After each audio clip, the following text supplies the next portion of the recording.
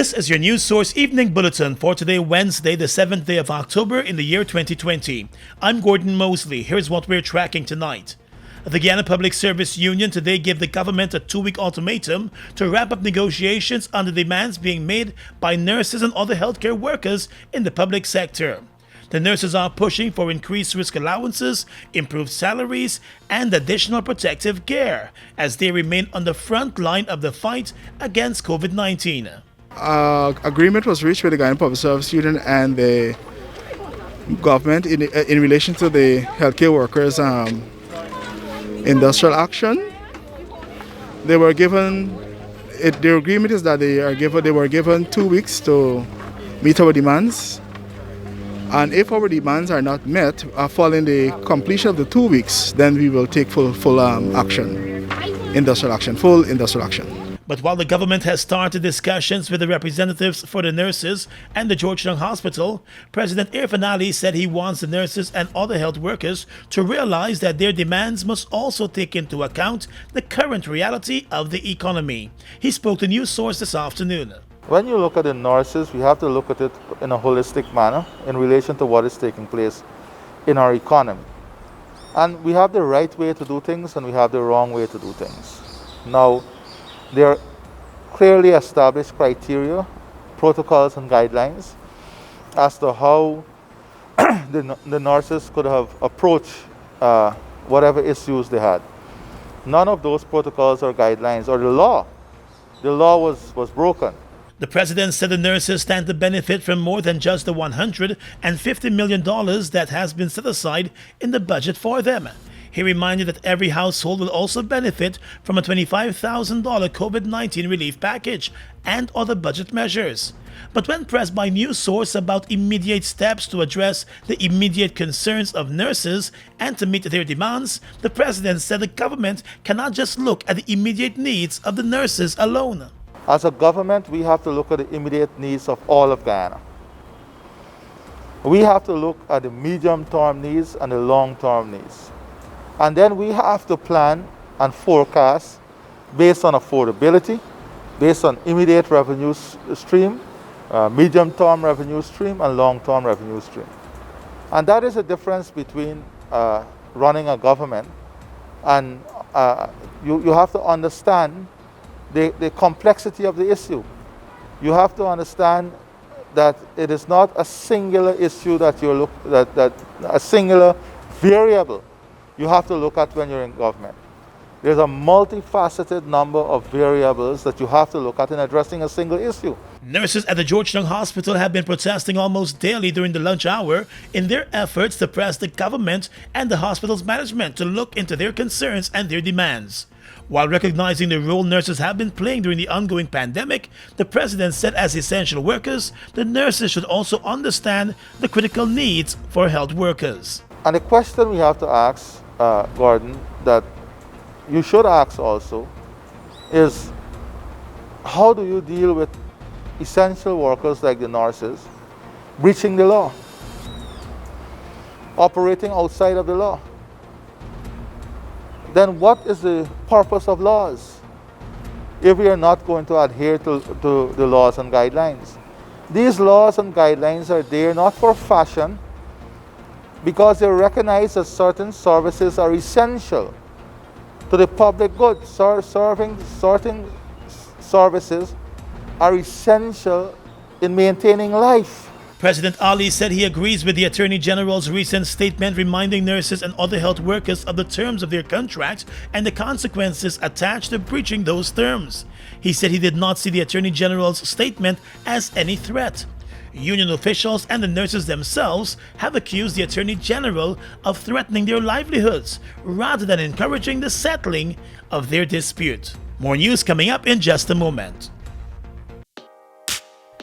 Mobile Special and all other mobile lubricants are distributed by Sol Guyana Inc. Mobile Special and all other mobile lubricants are distributed by Sol Guyana Inc.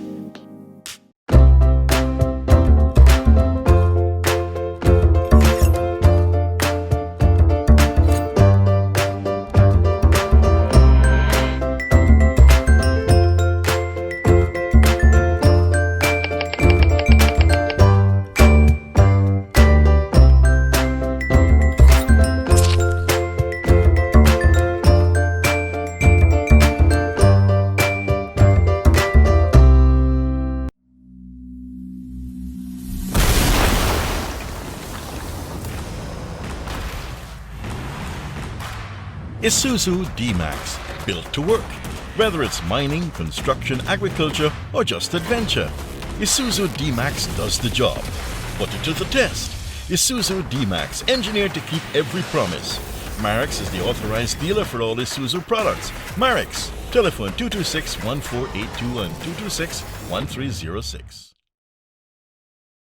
Design, photography, advertising, you name it, we do it. At Mass Global Media, we offer high-quality, versatile media and marketing solutions that will help your business reach its goals. Contact us now if you want a website developed, graphic design, social media marketing, animation, and much more by emailing info@massglobalmedia.com or call 658-5636. Mass Global Media. Vision, execution, results.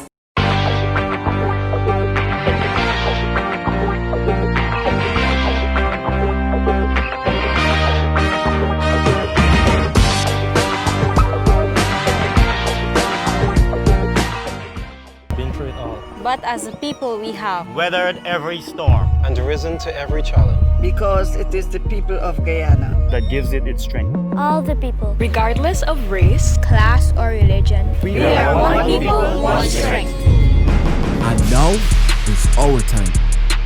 A time to rise. Together, we rise.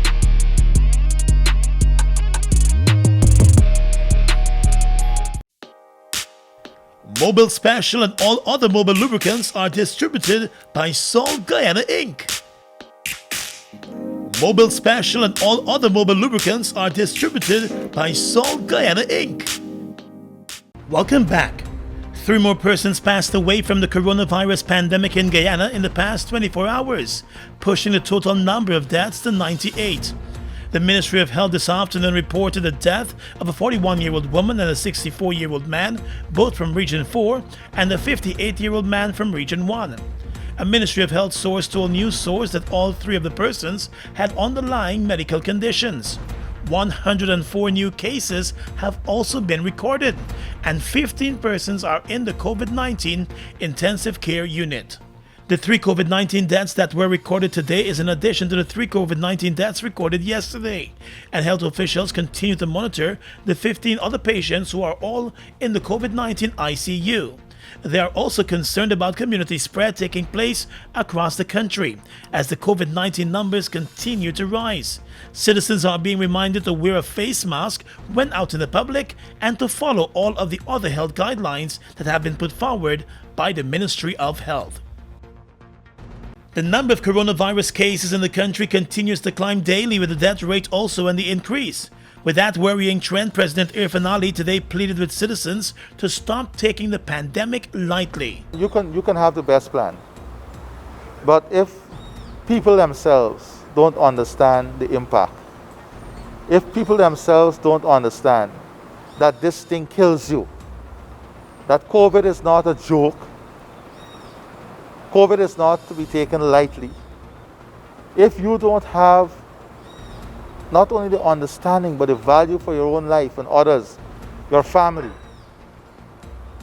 then as you would want to put it, it's a shift in mindset and thinking that has to take place. In the interview with news source at State House, President Ali explained that the worrying trend of persons not taking the disease seriously is what triggered his government's decision to get the police and the army more involved in enforcing the guidelines on the virus. That is why we have asked the army, the police force, and civil society and the private sector to go on a national campaign. We have more than 1,000 persons going around the country, educating people, sharing out masks, bus parks, and it is going to be a continuous effort for the next 6 weeks. It is going to be a continuous effort for the next 6 weeks. I've also reached out to countries that are advanced in the vaccine, and I've asked them, I've written, to put Guyana as a priority on the agenda. President Ali said he continues to meet with his health minister and other health professionals on the coronavirus situation in the country. He said it is painful to see people losing their lives to the pandemic, and that is why he would like to see citizens heed the health guidelines. The president also said the government has been forced to balance dealing with the pandemic and also addressing concerns of the economy. The reopening of the airports, he explained, will be done with several measures in place to protect workers and travelers alike. But he said he remains very concerned that too many citizens continue to flout the COVID-19 guidelines and the recommendations of the health authorities. Former opposition and former PNC Reform leader Robert Corbyn has been hospitalized after testing positive for the coronavirus and exhibiting symptoms. News source understands that he was in a serious state yesterday, but his condition has since improved and he is now listed as stable. He is a patient at the Infectious Diseases Hospital at Liliendal. A senior member of the People's National Congress Reform told news source this evening that Mr. Corbyn became weak at home yesterday and the decision was made to have him hospitalized. His wife, Carol Corbyn, who is the head of the Public Procurement Commission, has also tested positive. She has not shown any serious symptoms and has self-isolated at home. Well, despite the national curfew and other coronavirus measures being in place for the last 6 months, the number of fatal road accidents in the country has increased by a whopping 51% when compared to the same period 1 year ago. While addressing a road safety camp organized by the Guyana National Road Safety Council, Works Minister Juan Edgil today revealed that 112 persons have lost their lives to road accidents so far from this year. And that's from more than 103 serious road accidents. He said the work of the Road Safety Council is welcomed at this time, as increased efforts are being employed to tackle the lawlessness on the country's roadways. The government sees this as an important venture, as there has been a 17% increase in pedestrian deaths in 2020, as was seen for the same period in 2019. Albeit we are currently being faced with a global pandemic, the Guyana Police Force has recorded, as of last evening, an alarming 51% increase in fatalities for this year in comparison to last year. This is of serious concern to our government, and we intend to leave no stone unturned as we seek to identify measures that can be implemented to make our country's roadways safe. Minister Edgil said that as part of the government's urban improvement strategy, more lighting, pedestrian walkways and bike lanes will be incorporated with roadworks. Medicine specialist at the Georgetown Hospital, Dr. Tracy Boville, said the healthcare system is worried about the alarming number of persons being rushed to the hospital and admitted because of road accidents. Now imagine, we have the COVID-19 pandemic and yet we have a crisis that is actually avoidable.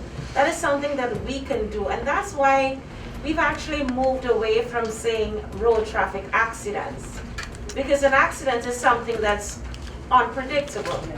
And we're saying more road traffic crashes, because when we know that you're actually drinking and driving, we kind of know already where this is ending up. Isn't that so?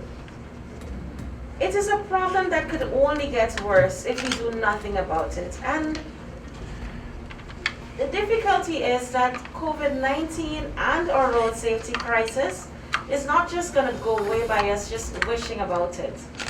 Wishing that it would go away would not just help it. I wish that was so. And Traffic Chief Ramesh Ashram said the police force has been working on a strategy to combat the carnage on the roadways, but drivers also need to be much more cautious. That where drivers observe police, they will adhere. And on the East Coast and the East Bank, this was a strategy that I came up with. I discussed it with my superior. So you will find, especially in the peak hour, the busy hours, police will be along these stretches. The National Road Safety Council is preparing to roll out a number of activities to address drunk driving and other causes of road accidents. Well, hours after the Guyana Police Force stated that a GCOM Deputy Chief Election Officer was arrested and kept in custody for conspiracy to defraud and not for refusing to answer questions, the attorneys representing the GCOM official have provided a full transcript of the questioning of the official. The transcript provided by attorneys Nigel Hughes and Ronald Daniels disputes the police force's claim that the arrest had nothing to do with the DCEO, Roxanne Myers, invoking her right to remain silent. The attorneys said the transcript could be backed up by video and audio recordings. The questioning was done by Assistant Superintendent of Police Mitchell Caesar and Inspector Nigel Stevens. The transcript shows several questions regarding the March elections and Ms. Myers' job at the Elections Commission being asked. At the end of each question, Ms. Myers invoked her right to remain silent. She was asked more than 10 questions, and on every occasion, she reserved the right to remain silent. The transcript quotes Assistant Superintendent Caesar as eventually telling the Deputy Chief Election Officer that she was perverting the course of justice and was therefore being taken into custody. She remains in police custody tonight. Attorney Ronald Daniels said from the onset of the interview, he inquired from the police investigator whether his client was being treated as a suspect in the commission of any crime. He said it was made clear by Mr. Caesar that she was not a suspect. The attorney also said he stayed with the Deputy Chief Election Officer throughout the questioning and was still there when she was taken into custody and moved to the Bedford Police Station.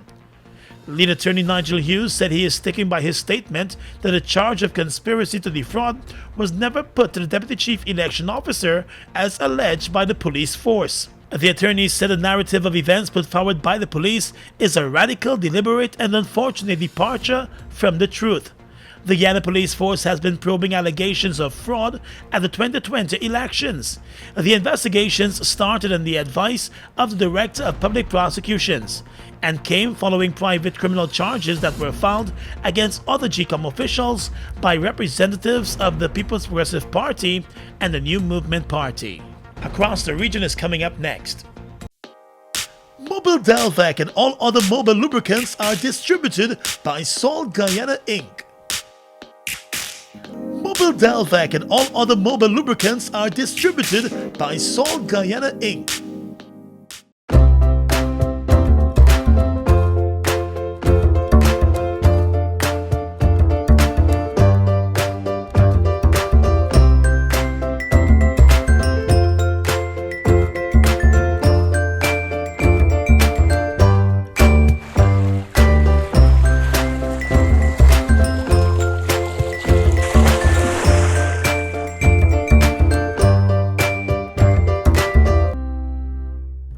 We all know a strong educational foundation is a key to successful learning. Global Technology combines award-winning curriculum with innovative technology and teacher support to help students reach their potential. Our online platform creates an engaging learning experience. Using any device, you can be a part of amazing class discussions, collaborate with others, and have access to virtual learning software. With our multiple payment methods, you will never have to leave home. Find out how Global Technology can allow you to learn anything, anywhere, at any time. Been through it all. But as a people, we have weathered every storm and risen to every challenge. Because it is the people of Guyana that gives it its strength. all the people, Regardless of race, class, or religion. we are one people, one strength. And now is our time. A time to rise. Together, we rise.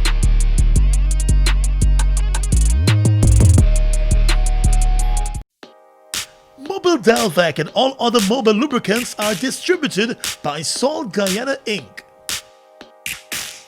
Mobile Delvac and all other mobile lubricants are distributed by Salt Guyana Inc. Across the region right now, Barbados has won the Sea Trade Cruise Awards Destination of the Year award. This year's winners were announced at a virtual ceremony yesterday, celebrating the 14th edition during the first Sea Trade Cruise Virtual. The other entrants for the category were Cruise Copenhagen and St. Kitts and Nevis. Barbados won for its home porting efforts, warmth and hospitality during the coronavirus pandemic. In the entry, Barbados said it is known as the gem of the Caribbean Sea, but has also earned a nickname not only because of its beautiful beaches and diverse experiences, but also because of the warmth, kindness, and hospitable nature of its people. The official said Barbados has always been a popular cruise destination, offering an authentic onshore experience that allows visitors to learn, do, taste, and feel so much in as little as 4 hours. Hurricane Delta has made landfall near Puerto Morelos on Mexico's Caribbean coast. The hurricane has weakened to a Category 2 storm with winds of 175 kilometers per hour. The U.S. National Hurricane Center has warned of life-threatening storm surges and strong winds. It said the weather was deteriorating quickly over the northeastern coast of Mexico, an area popular with tourists. Thousands of tourists and residents have been moved into shelters for their safety. Delta is the 26th named storm of the Atlantic hurricane season, which typically runs from June to November. And finally tonight, international news. Canadian Prime Minister Justin Trudeau's minority Liberal government has survived the key confidence vote. The Liberals survived the vote with the support of the opposition NDP, avoiding a possible snap election. Parliamentarians voted 177 to 152 on Tuesday in support of Mr. Trudeau's throne speech, which laid out a framework for pandemic recovery. The NDP had secured an agreement on new COVID relief measures and had been expected to support the Liberals. The left-leaning New Democrats said they would support the speech after securing from the Liberals new sick leave benefits for Canadians and an extension on the coronavirus support benefits. The Conservative Party and the Green Party, on the newly elected leader, all voted against the speech. It is the second time the Liberals have faced a confidence vote since Parliament returned in late September. And that's your News Source Evening Bulletin for tonight. I'm Gordon Mosley, reporting.